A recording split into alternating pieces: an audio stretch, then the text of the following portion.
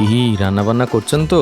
কুরুকুকালার নামটা খটোমটো হলেও রান্নাটা কিন্তু ভীষণ সাইন্টিফিক। আমি ডেসক্রিপশানে পুরোটা মেনশন করে দিয়েছি, কাইন্ডলি একটু দেখে নেবেন। কুরুকু শব্দের অর্থ হলো ধীরে ধীরে জাল দিয়ে তরলকে কমিয়ে ঘন করে তোলা। কেরালাতে দই, নারকেল আর অ্যাভেলেবল ভেজিটেবলস দিয়ে যে কারিটা বানানো হয় তাকে বলা হয় কালান।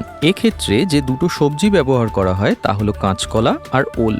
প্রাচীনকালে বর্তমানের মতন রেফ্রিজারেশন ব্যবস্থা না থাকার জন্য খাবারের অতিরিক্ত জলকে কমিয়ে ঘন করা হতো। তাতে যেটা সুবিধা হতো যে খাবারটা অনেক দিন পর্যন্ত স্টোর করে রাখা যেত।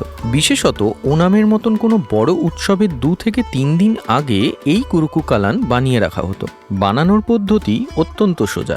300 গ্রাম ওল নিয়ে বক্স বক্স করে কেটে নেবেন আর 3টে কাঁচকলাকে নিজের ইচ্ছা মতন কেটে নেবেন। ছোট সাইজের নারকেল হলে গোটা, বড় সাইজের নারকেল হলে হাফ মালা পুড়িয়ে নেবেন। একটা কড়াইতে জল গরম করতে দেবেন। জলে ফুট ধরলে কাঁচকলা আর ওলটা দিয়ে দেবেন। তার সাথে 2 চা চামচ হলুদ গুঁড়ো, 2 চা চামচ গোলমরিচ গুঁড়ো, 1 চা চামচ লাল লঙ্কা গুঁড়ো দিয়ে ঢেকে দেবেন। মিনিট 10 ফুটিয়ে নেওয়ার পর 2 চা চামচ জিরে গুঁড়ো, 2 চা চামচ নুন দেবেন। তার সাথে 80 থেকে 100 গ্রাম টক দই ফেটিয়ে দিয়ে দেবেন। 7 থেকে 8 মিনিট আরও ফুটিয়ে নিয়ে কাঁচা লঙ্কা আর নারকেল কোড়ানো দিয়ে বানানো পেস্টটা দিয়ে দেবেন। কম আঁচে রান্না করতে থাকবেন, দেখবেন জলটা টানতে থাকছে। সেই সময় একটা অন্য পাত্রে 1 টেবিল চামচ ঘি, 1 টিস্পুন কালো সর্ষে আর 2টো শুকনো লঙ্কা কেটে দিয়ে দেবেন।